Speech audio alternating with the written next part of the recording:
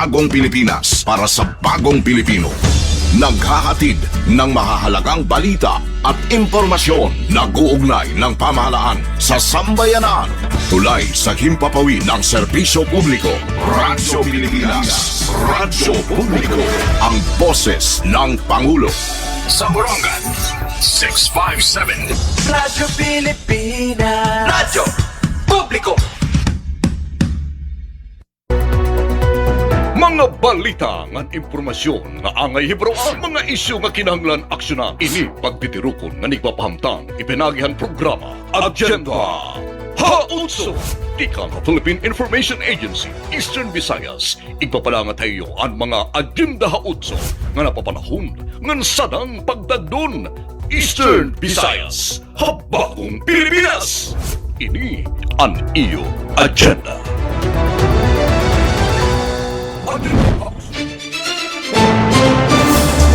Alinyada ang mga balita. 79 nga agrarian reform beneficiaries formal nga nakarehistro como kooperatiba at DAR Region 8. Unified 911 System ginlansar han DILG Sinirangan Visayas para mas madagmit na pagresponde ang mga insidente o emergency. Optometry and oral health services para sa mga kabataan sakop han PhilHealth Yaka Program. Mga pobre nga pamilya sa Southern Leyte nakakarawat in rice subsidy tikang ha gobyerno. Mga serbisyo ang gobyerno ginpadangat ang mga OFWs sa pagsalit-urog at Migrant Workers Day 2026. Pagtikang ang klase Hekatarman Northern Samar naging hapsay sobra 2,000 nga mga kabataan ginkarawat han mga magturutdo. Arasada Balita, PCA ng Probinsyan Biliran nagpirmahay hinmoa para paghatag serbisyo medikal ang mga parag-uma hinlumi ang probinsya.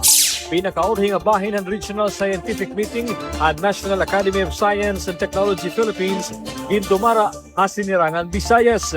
At News and Information Center, masubra na 25,000 nga mulupyo Sinirangan Visayas na serbisyuhan ang bukas centers han gobyerno. Kooperasyon han komunidad naging susi han malinang puson nga paghalpat han CTG members ang Northern Samar. Ay istorya panlawas, chronic kidney disease, pag-iistoryahan. Mga detalye han ato mga balita, masunod na! Maupay nga oras mga kasangkaya, naada na kami ha ika-20 nga edisyon ng Season 2 ng Agenda 8. Hinaot unta na ada ka mga maupay na kahimtang yan na. Ako si Frederick Humeres. Balik eskwela na. Aton gihanan aton mga kabataan hautro nga hugna han ira pag-arab. Labawan na aton mga paningkamot nga matagan hin insaktong edukasyon aton mga kabataan nga amon paglaom han masunod nga panahon. Ako si Mary Grace Manadong. Tutok permi amon kada semana nga edisyon ng Agenda Hautso.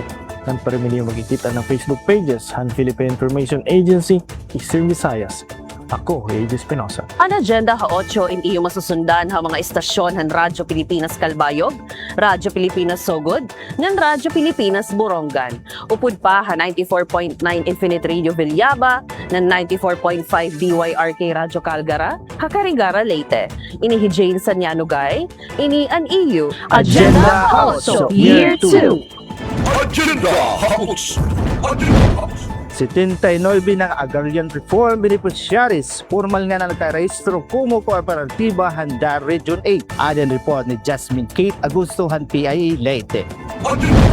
Formal nga nakarehistro como kooperatiba ang 79 nga agrarian reform beneficiaries sa Sinirangan Visayas sa pinaagi hagin dumara nga registration caravan han Department of Agrarian Reform nga nan Cooperative Development Authority. Panuyo hini nga inisyatiba an mas mapakurkusog pa ang mga parag-uma nga magkamayada legal nga personalidad agud madali hira makatagamtam han mga bulig tika nga gobyerno nga nan mga direkta nga higayon ha merkado ngan mga pribado nga institusyon. Dako naman ang pasalamat ni Edgar Montuya, chairman han Kangumbang Agrarian Reform Cooperative, tungod nga han diri pahira kooperatiba makuri ang kamutangan han era asosyasyon ngan waray pribilehiyo ha pagkuwahan mga barato nga paninda, exemption ha buhis ngan damo pa nga iba. Nakunduro ang challenge sa amon han diri pa kami cooperative.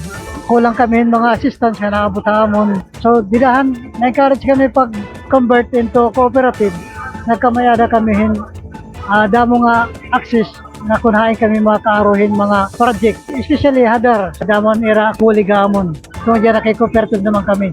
So yan na, nagpapasalamat kami era IU ang mga taga-Department of Agrarian Reform ang era bulig ng mga tayarabot mga bulig kay kami nagkamayada kami kusog ang amon organisasyon tungod ang era pagbulig amon pag-alalay si kang kakurian na tuwang ka ginawaan. Durantehin pagpasidungog han mga bag-o nga kooperatiba, ginpangunahan ni DAR Undersecretary Joseph Angelo Martires ang paghatag in Certificate of Registration ngan Certificate of Compliance. Gintagan naman hindoon ni Martires ang importansya han pagparehistro komo kooperatiba agud makabenepisyo hintig daramo nga palitin mga produkto nga pag-ani nganhin maruupay nga halin han iragin uma. Ang maganda pa dyan, dahil nga organized kayo as a group, yung financial literacy ng buong organisasyon. Dapat marunong ka rin mag-keep ng tinatawag ng books of accounts nyo.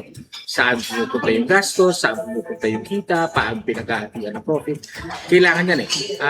Pag regular ka kasi rin na farmer lang, hindi mo inaasikaso yung long-term spending mo eh. Pero with financial literacy, maaayos nila na pag may ganito tayong pondo, itong pondo to, nakalaan, pagkatulan, lalo na pag may mga sakuna ay mga nangyayaring natural calamities. Tapos ito, pwede tayo magbigay ng profit sharing pag mga panahon naman na maganda yung kita nila. Tika nga Philippine Information Agency Leyte, Jasmine Keita Agosto, ini ang Neo Agenda Haotso.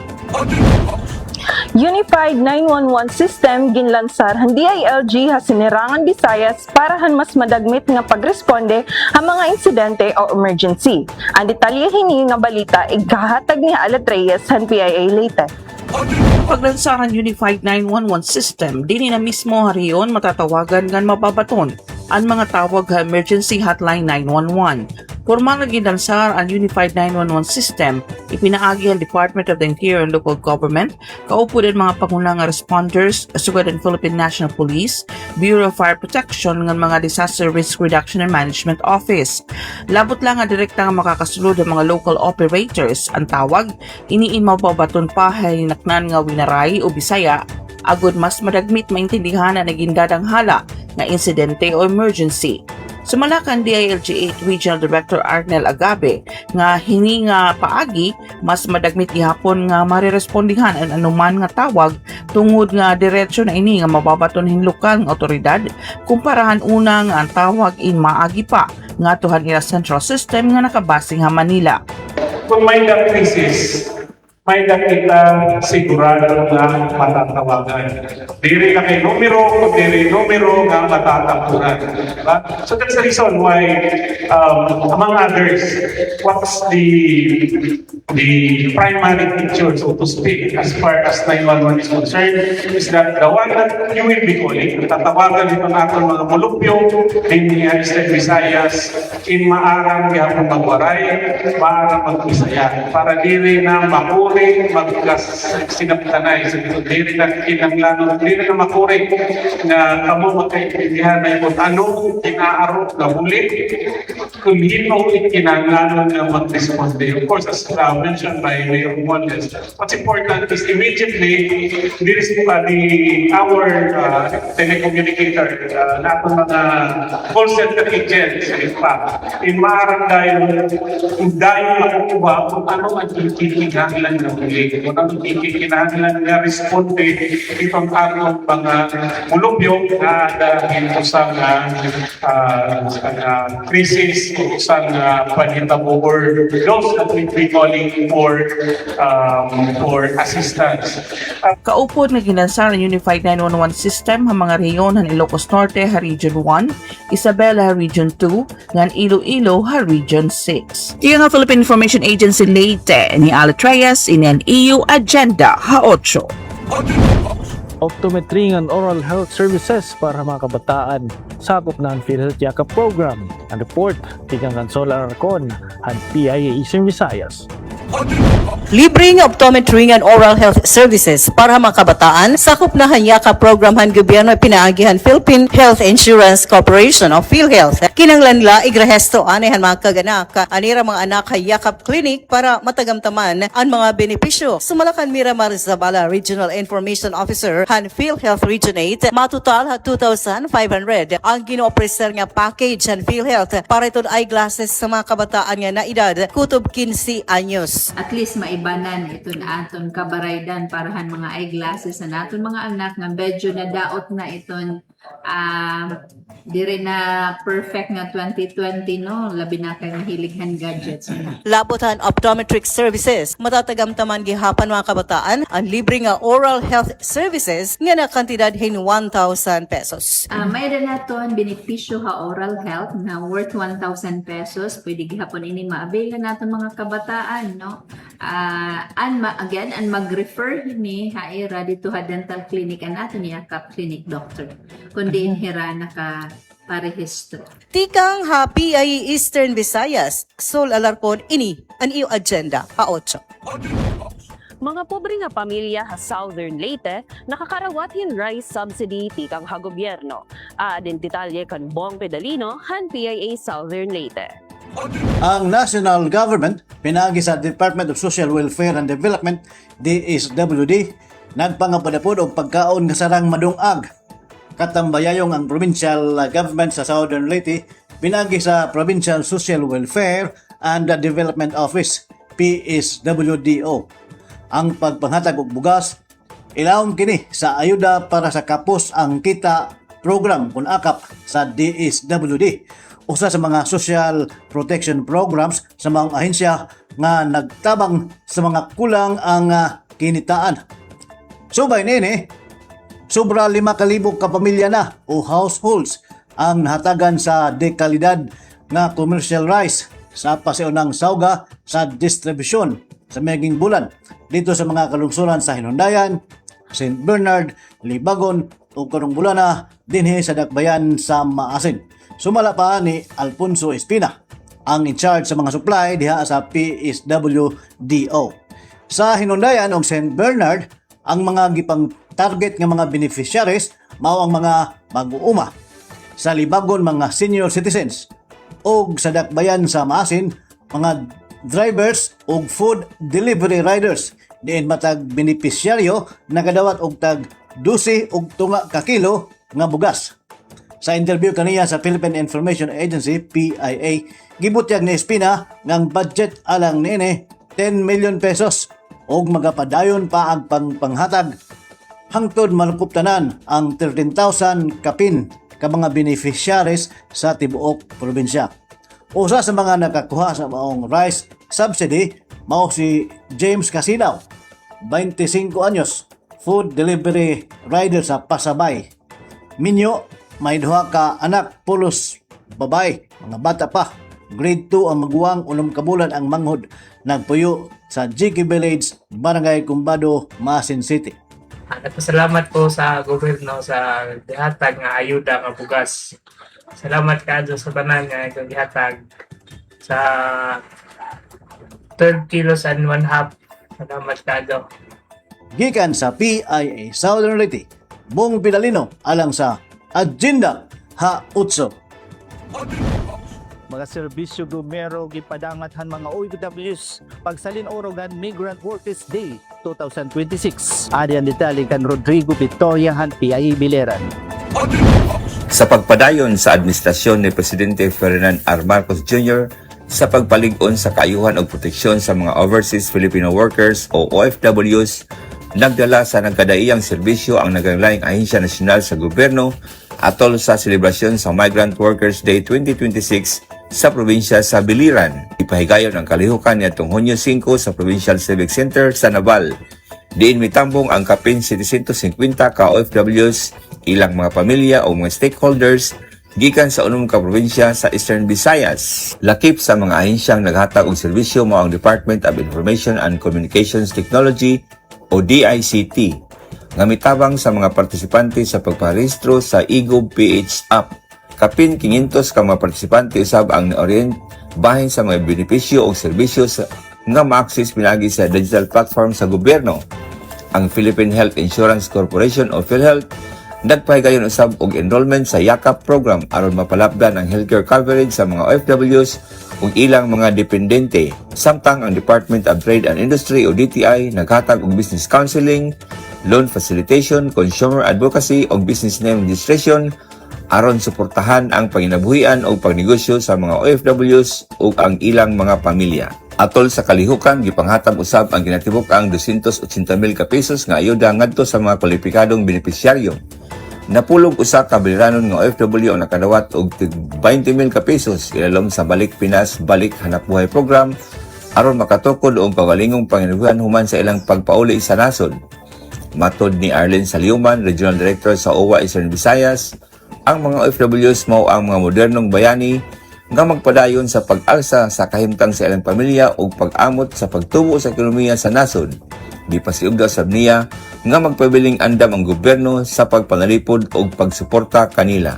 We honor and recognize our overseas Filipino workers, the modern-day heroes who work hard, sacrifice, continue to uplift their families and contribute significantly to our nation's growth.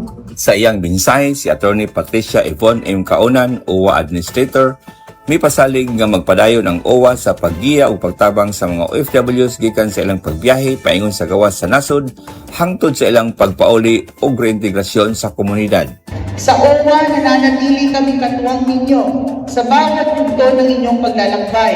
Mula sa inyong pag-alis, pananatili sa ibang bansa o magtrabaho, hanggang sa inyong ligtas na pagbabalik sa Pilipinas. Patuloy namin pinalalakas ang aming mga programa at serbisyo upang matiyak na may maaasahan kayong suporta, proteksyon at oportunidad, lalo na sa panahon ng pangangailangan at krisis. Samtang si Governor Rogelio G. Espina may pasiugda sa dakong papel sa mga OFW sa ekonomiya sa Pilipinas pinagi sa ilang mga remittance nga nagpalig-on sa ekonomiya o nagtabang sa ilang mga pamilya o komunidad. Minsan ay hindi na po alintana ang panganib o ang mga kahirapang nararatnan sa lugar na pinagtatrabahuhan.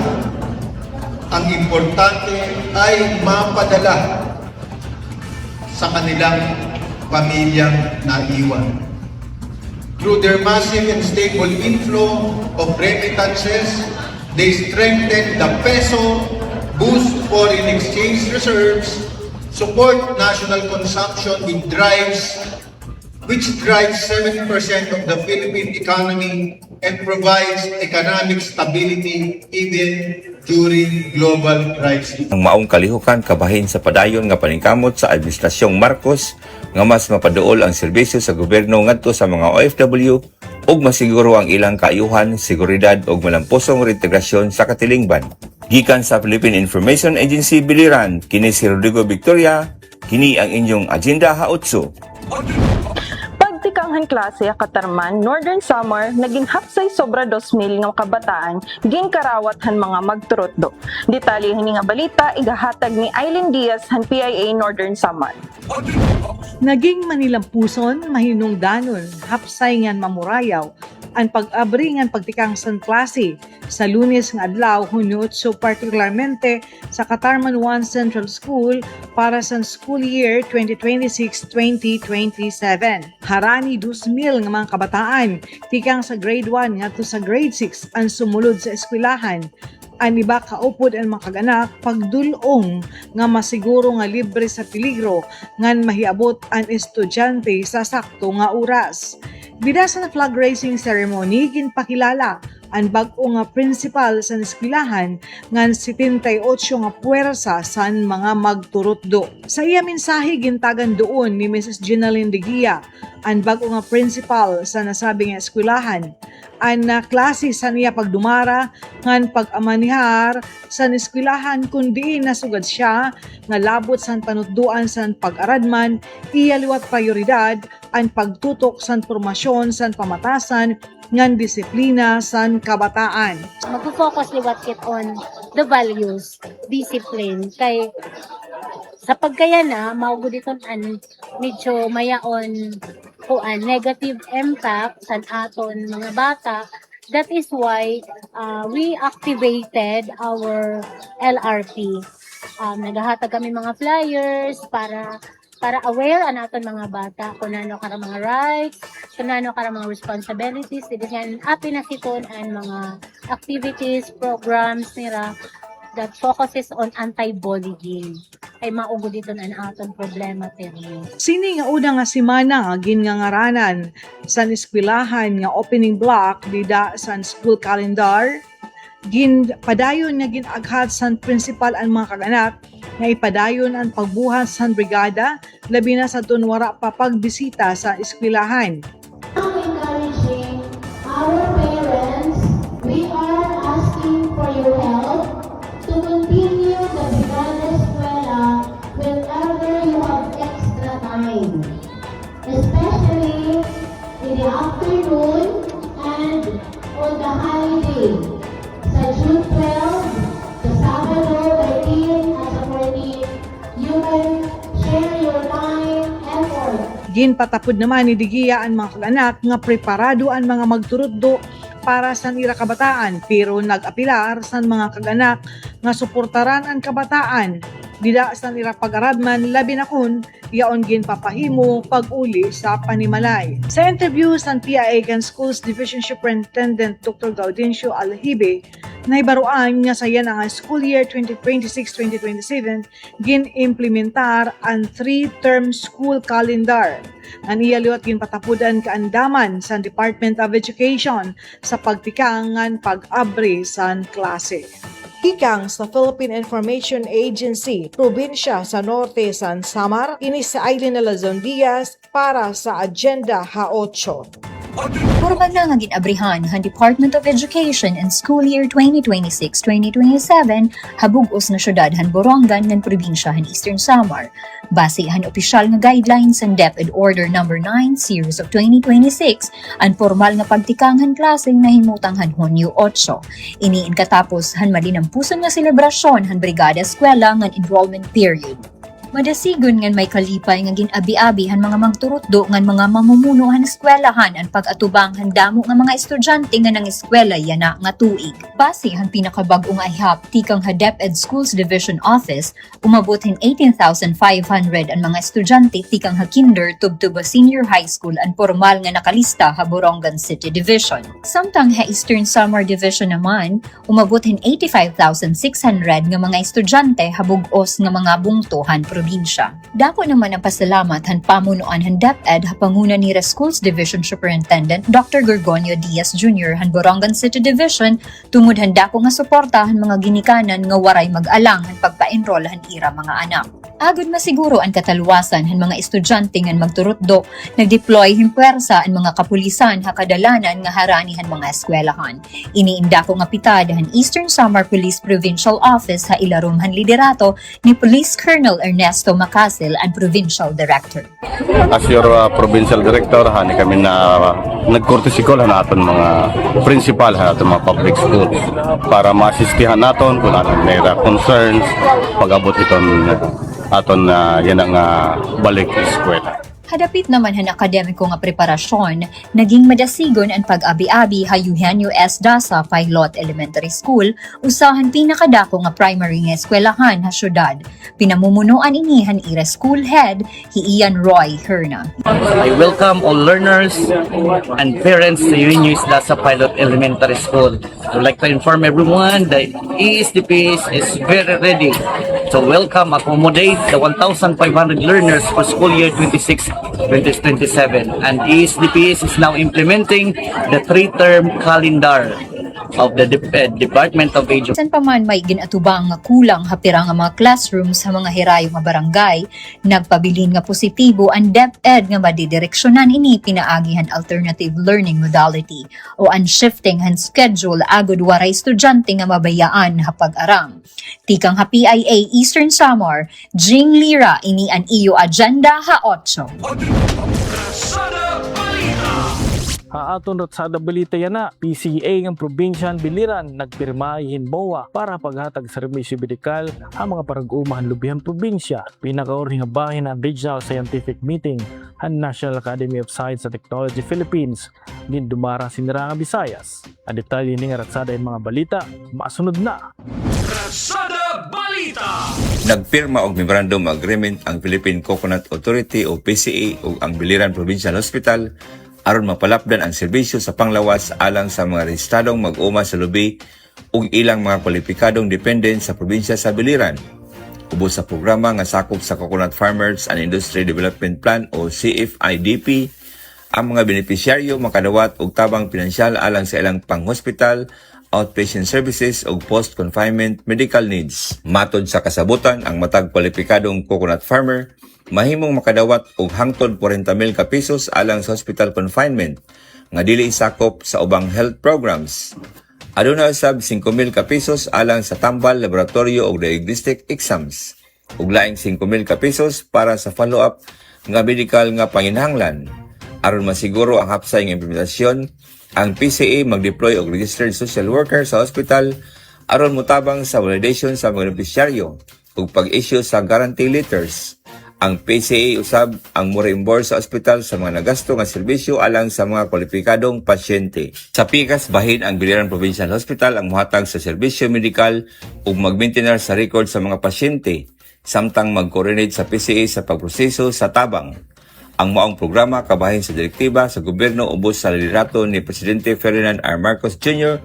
nga nagpalig-on sa mga programa alang sa social protection ug kaayuhan sa mga mag-uma sa lubi. Ang kasabutan mulungtad sulod sa 3 ka tuig ug posibleng i-renew base sa resulta sa evaluation sa programa. Tumong niini nga inisyatibo ang pagpakunod sa gasto sa panglawas ug pagpalambo sa kalidad sa serbisyo medikal alang sa mga komunidad nga may mga tanom nga lubi sa probinsya sa Biliran. Gikan sa Philippine Information Agency Biliran, para sa Ratsada Balita, kini si Rodrigo Victoria, kini ang inyong agenda haotso.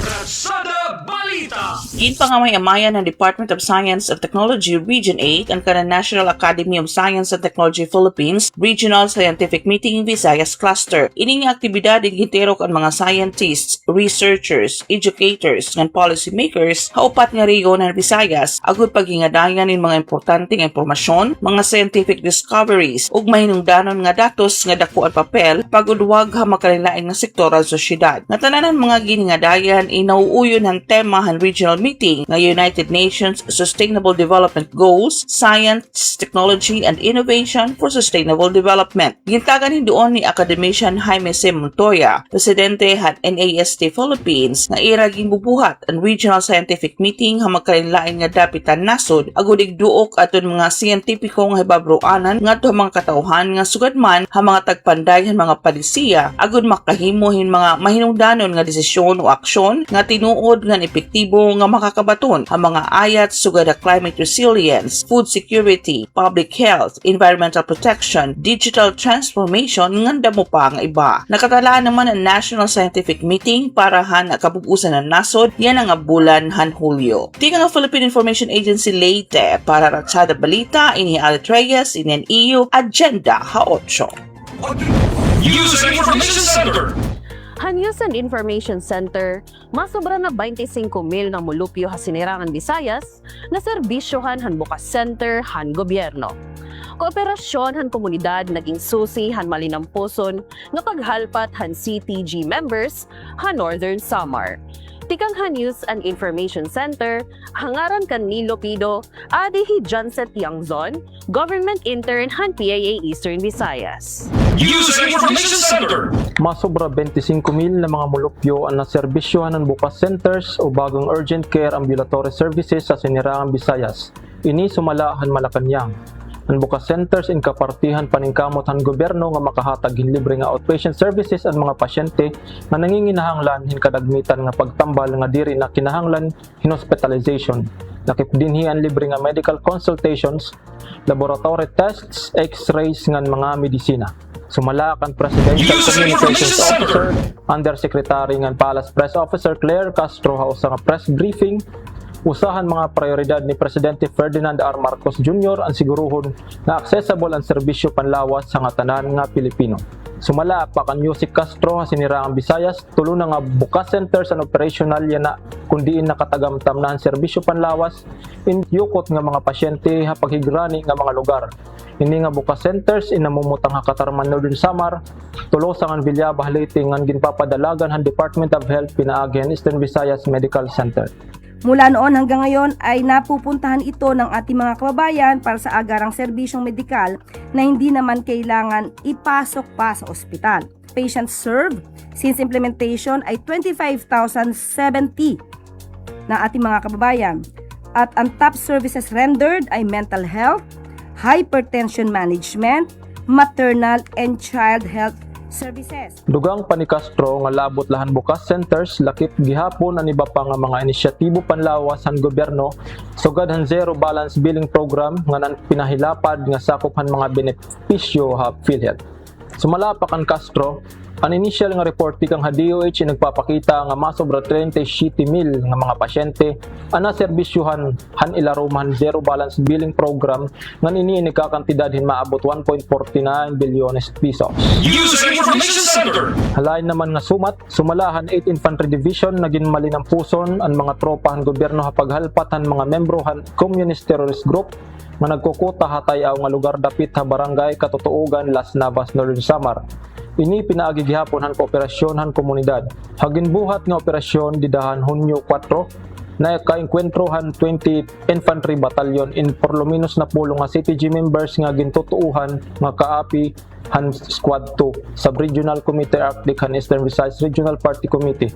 Na-recover han kasundaluhan ha encounter site in usa nga M16 rifle magazines, bandolier, backpacks ug iba pa nga mga higamit nga ginbayaan han kinalagyo nga mga rebelde.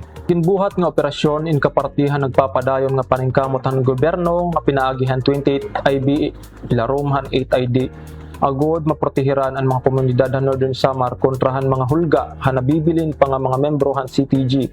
Ngan malikayan gihapon nga mautro maimpluwensyahan ini nga mga lugar nga dako na iginunhan darahan whole of government ngan whole of nation approach nga inisyatibohan gobyerno para makabot na ang ginihingyap ng kauswagan ngan kamurayawan ha sinirangan Visayas. Padayon naman ang panawagan ngan pagaghatan gobyerno pinaagihan 8 ID nga bumalik na piyod han balaod ang nabibilin pa nga mga membro han CTG nga mga rebelde ngan lugod pilion ang dalan ha kauswagan ngan kamurayawan. Pahimulsan ang mga programa ng serbisyon gobyerno para haira ngan maging kasugbong pagtindog han may naswagon nga rehiyon ngan nasod. Ikang han News and Information Center han PIA Eastern Visayas. Hangaran ni Nilda Litlupido, ako hi Jansen Tiangzon, Government Intern. Maninian iyo agenda, haotso. Istoryahan Panlawas. Magpapadangat ang mga bagong impormasyon nga nakakaapekto han kahimsog hanaton Panlawas. Istoryahan Panlawas. Mga impormasyon ha mga tambal o paglikay han mga magkarinlaing nga mga sakit nga nakakabalaong ha panlawas ang mga tao. Iyo may babatian. Ay Istorya Panlawas. Istorya Panlawas, masunod na. Maupay nga oras mga kasangkayan, ako Ella Sumayod magpapadangat han Istorya Panlawas yan nga edisyon han agenda haotso. Aton pag-istoryahanan usa nga importante nga sakit nga gintatawag nga chronic kidney disease o CKD. Ini nga sakit nakakaapekto ha milyon nga tawo habug sa kalibutan. Ang CKD usa nga kondisyon diin ang mga kidney hinay-hinay nga nawawad-an han abilidad nga magsara han hugaw, sobrang tubig, ngan iba pa nga makakadaot nga substansya tikang hadugo. Kung diri na husto ang pagtrabaho han kidney, mahimoy ni magtipon hin mga hugaw halawas ngan magdarahin iba-iba pa nga komplikasyon. Ako hi Mary Grace Manado. Ano man ang mga komun nga hinungdan han CKD? Ang duha nga nangunguna nga hinungdan amo ang diabetes nga hitaas nga presyon han dugo o hypertension. Ang iba pa nga mga salik amo ang obesity, panigarilyo, sakita kasing-kasing, kasaysayan han sakita kidney ha pamilya. Usahan mga problema hini nga sakit amo ang damo nga tawo ang diri dayon nakakaobserbar hin mga sintomas sa temprano ng mga yugto.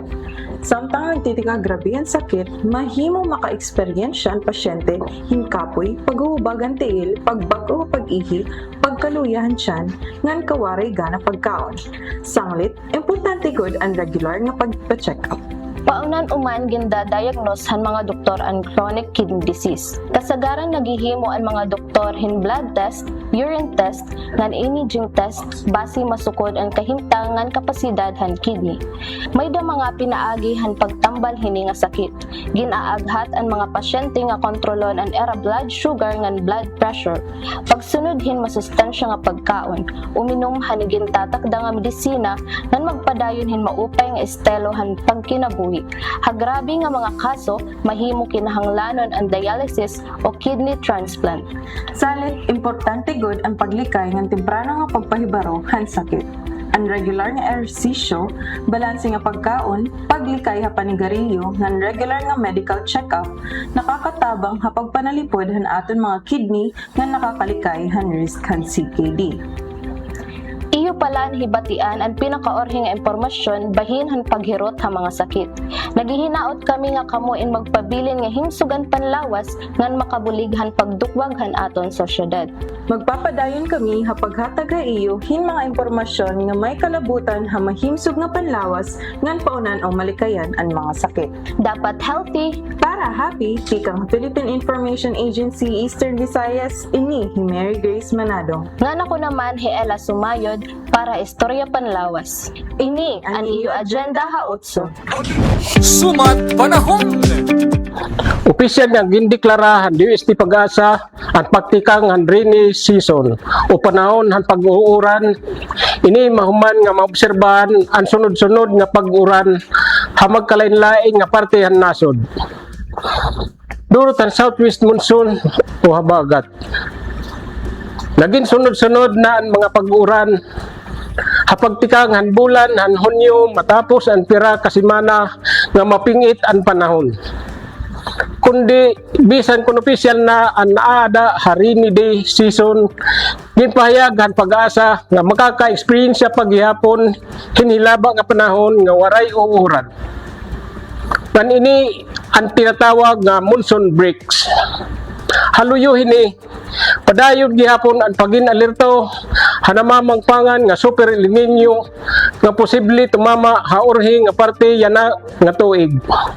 Ginbabana-bana gihapon nga kaudgan pag-uuranon ang katundan nga parte han Luzon ngan Visayas.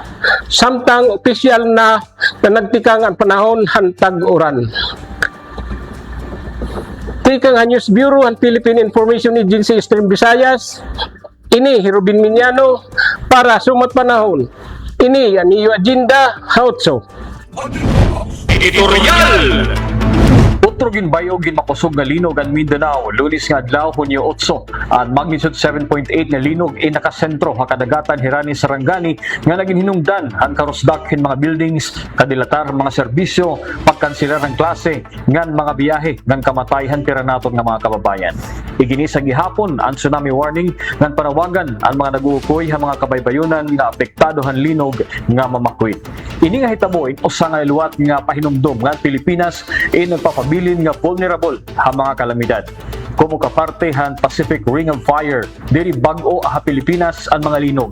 Pero haluyo nga otro nga trahedya, diri lagi hapon eksakto ang aton kaagdam ha oras sin kalamidad. Makababaraka nga ang linog inhay tabo hauna nga adlaw mismo han pagsulod a klase han mga estudyante ha Mindanao. Damo nga mga estudyante nga magturutdo ang napiritan nga bumaya hanira mga classrooms samtang padayon nga gipapanginano han mga engineers ang mga buildings agud masigurado nga iniin madig-on ngan talwas. Ini nga hitabo nagpapamatuod nga ang kandam indiri la responsibilidad han mga ahensya ng gobyerno kundi pati nagihapon han mga opisyalis sa eskwelahan, iba-iba nga mga ahensya nga naan mga mulupyo mismo. Diri la angay hibaruan ang duck cover and hold. Importante gihapon nga may full emergency plan andam nga kobag, sakto nga supplyhin pagkaon ngan tubig ngan hibaro parte evacuation area. Diri liwat angay hingalimtan ang pagdumara hin mga earthquake drills agud magin automatic ang pagbaton ha oras Henry Malaso. Dako gihapon ang papel han lokal nga panggobyernohan nga ng mga institusyon hapag parigon han mga infrastruktura. Ang mga eskwelahan, ospital, nga di ba pa nga mga pampubliko nga mga pasilidad inkinhanglan sumunod han ginmando nga mga basaranan agud maging talwas ngan maibanan ang distroso ngan kaawat in kinabuhi kun hahigayon may aabaton nga linog. Para han editorial, ako si Ryan Arinto, ini ang iyong agenda haotso. Iyo palahin batian ang pinakauring impormasyon ngan solusyon. Sugad man mga programa ng gobyerno nga nakabenepisyo han mulupit. Damo na salamat ani yung pag-upod ha amon hini nga edisyon. Kami magpapabilin nga ada sentrohan mga balita ngan aksyon para han katawhan han rehiyon. Hasta sunod nga higayon, ini ang iyo Agenda Haotso Year 2. Salamat haniyo pakigurusa ha Agenda Haots, ang programa nga nakatutok ha mga balita, impormasyon, ngan solusyon kasubong ang gobyerno para hakos